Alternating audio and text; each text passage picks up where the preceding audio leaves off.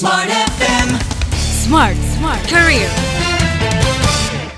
Profesionalitas smart listeners menjadi hal yang dituntut di dalam kita berkarir. Namun banyak hal yang masih menjadi PR ya, di mana teman-teman atau masyarakat mungkin melihat teman-teman yang disabilitas ini kurang profesional kah atau bagaimana. Tapi kita coba dengarkan pandangannya seorang narasumber saya di kesempatan kali ini. Smart Career hadir menemani Anda karena saya Tasya Rustama bersama dengan narasumber Mbak Angki Yudhistia. Halo Mbak Angki. Halo Mbak Tasya. Sehat? Alhamdulillah. Oke, kita mau ngobrol seputar profesionalitas di mata seorang disabilitas begitu ya. Mbak Angki sendiri melihat begitu ya, apakah di perusahaan-perusahaan terutama di Indonesia begitu sudah inklusifkah untuk melihat teman-teman disabilitas dengan ya yang normal biasa begitu? Itu sudah inklusifkah atau sebenarnya belum? Oke. Kalau dibilang sudah atau belum, walaupun belum sempurna, tapi setidaknya kita mulai. I see. Ya. Ini semua berawal dari kebijakan. Kita bahas kebijakan karena menyangkut profesional, kita bahas kebijakan. Yes. Dari pemerintah sendiri punya kebijakan Undang-Undang Nomor 8 Tahun 2016 tentang penyandang disabilitas dan peraturan turunannya. Salah satunya adalah Peraturan Pemerintah Nomor 70 Tahun 2019. Ya. Baru ya, Mbak Angki? Yes, betul. Jadi mencakup salah satunya itu adalah kita bicara tentang ketenaga kerjaan. Bahwa setiap perusahaan wajib merekrut sebanyak 2% untuk pemerintah dan BUMN. 1% untuk swasta. Nah, realitanya adalah untuk mencapai angka 2-1% itu bukan perkara mudah. Itu hal yang sulit. Sulitnya ada di mana? Kita lihat dari sisi penyandang disabilitasnya. Berdasarkan data, ternyata banyak penyandang disabilitas itu tidak lulus SD. Data yang kedua lebih banyak itu, kalaupun sekolah banyak yang lulus SMA, tapi SMA LB, sekolah menengah atas luar biasa. Yang artinya itu adalah pendidikan secara vokasi. Nah, untuk lulusan S1 itu sangat sedikit sekali. Sedangkan pekerjaan yang formal semua maunya lulusan S1. Ya kan? Jadi gapnya tinggi banget nih antara talenta penyandang disabilitas dan demand-nya. Itu gapnya tinggi banget. Kemampuan penyandang disabilitas itu adalah pekerja informal. Jadi memang diarahkan untuk pekerja informal. Pentingnya pendidikan vokasi itu menjadi concern. Karena kemampuannya mereka adalah informal. Tapi apakah mereka sudah profesional, mendapatkan sertifikasi? Mereka hanya punya ijazah, bukan sertifikasi profesi. Ya. Nah, sedangkan perusahaan nih maunya S1, ya kan? Terus standar tinggi banget. Jadi gapnya tuh tinggi. Jadi inilah bebenah kenapa peraturan itu ada. Dan itu harus bebenah, dimulai tidak hanya dari kebijakan undang-undang, peraturan turunannya yang tadi PP 70 2019, tapi juga ada peraturan Menteri Pendidikan, peraturan Menteri Tenaga Kerja. Ya, itu kan harus terus diadaptifkan sesuai dengan kebutuhan. Makanya jadi tantangannya sekarang ini adalah bagaimana penyandang disabilitas untuk memahami betul bahwa pendidikan itu penting. Sehingga kita bisa terus mengupgrade skill kita sesuai dengan pasar kerja. Tapi pasar kerja juga harus paham bahwa kondisi penyandang disabilitas ini adalah kondisinya adalah informal. Nah, sehingga bagaimana ini kondisinya ada terus diadaptifkan. Itu menyesuaikan satu sama lain. Oke. Masih ada stigma yang melekat begitu ya Mbak Angki ya, di mana para penyandang disabilitas nih ya tidak profesional. Kenapa dibilang seperti itu? Karena masih harus dibantu, harus banyak excuse yang harus diberikan. Apakah demikian Mbak Angki? Atau sebenarnya mindset itu bisa loh dirubah? Yes. kita bisa lihat Mbak, aksesibilitas kita, gedung nggak ada remnya. Bagaimana seorang penyandang disabilitas pakai kursi roda bisa bekerja? Ya, toiletnya sudah akses atau belum? Transportasi umum kita sudah akses belum? Kita tuh bukan berarti bilang manja ya, karena semuanya benar-benar terbatas. Bukankah suatu negara ini memang harus hadir dengan segala aksesibilitas untuk mengakomodir warganya, ya kan? Nah, bagaimana transportasi yang ramah, ya kan?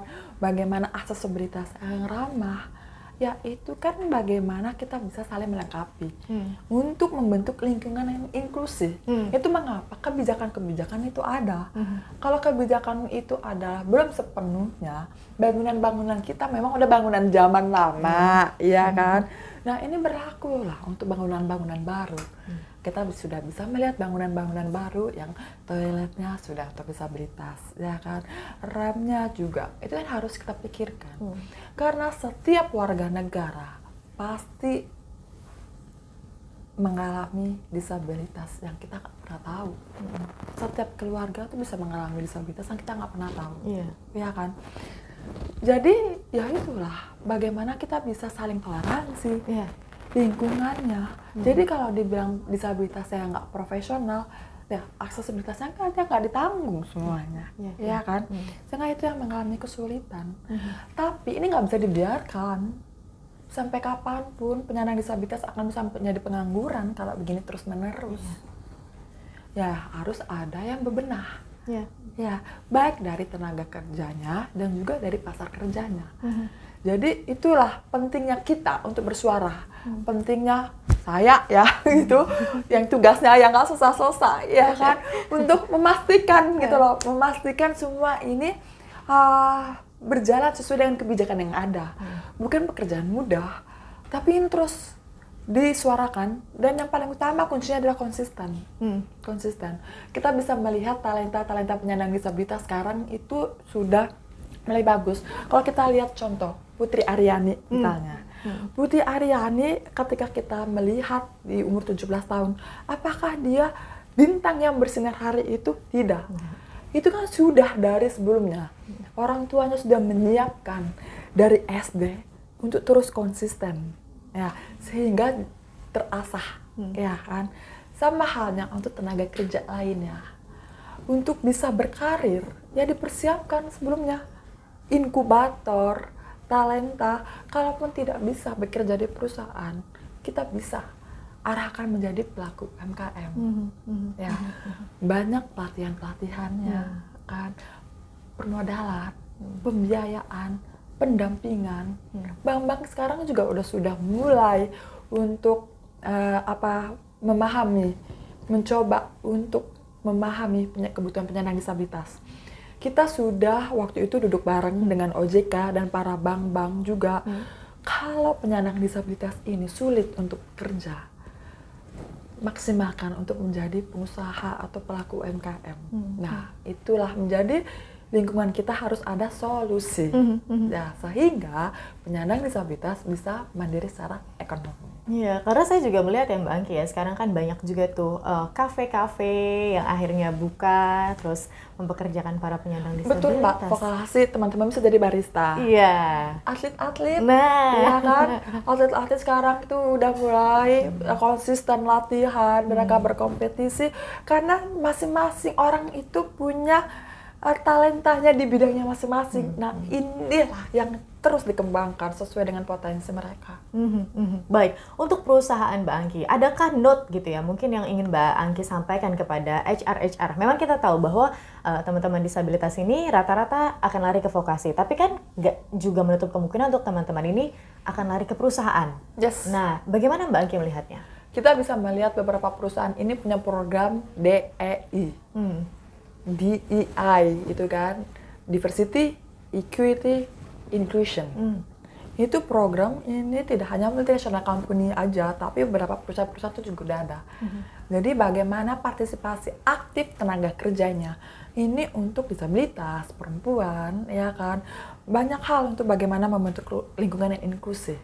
Nah, perusahaan-perusahaan ini dengan adanya DEII inilah menjadi concernnya mereka untuk mulai merekrut. Nah, dan inilah momentum untuk penyandang disabilitas mengupgrade skillnya.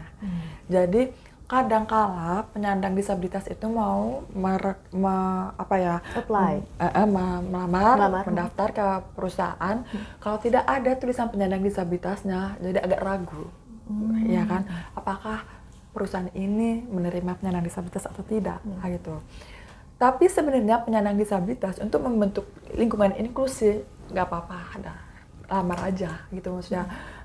Akan dilihat prosesnya, ikutin seperti biasa, asesmen, interview, training, itu diikutin seperti biasa, gitu.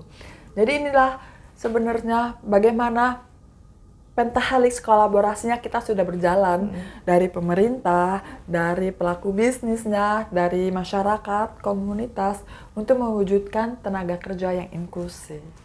Baik, dan sekarang udah tinggal keberaniannya para teman-teman disabilitas nih ya untuk ayo maju dan juga upgrade skill dan juga diri begitu ya. Betul Mbak, kalau kita lihat dari kemarin-kemarin itu kayaknya susah banget karena kebijakannya belum. Iya. Nah, tadi Mbak bilang kebijakan baru ya, baru.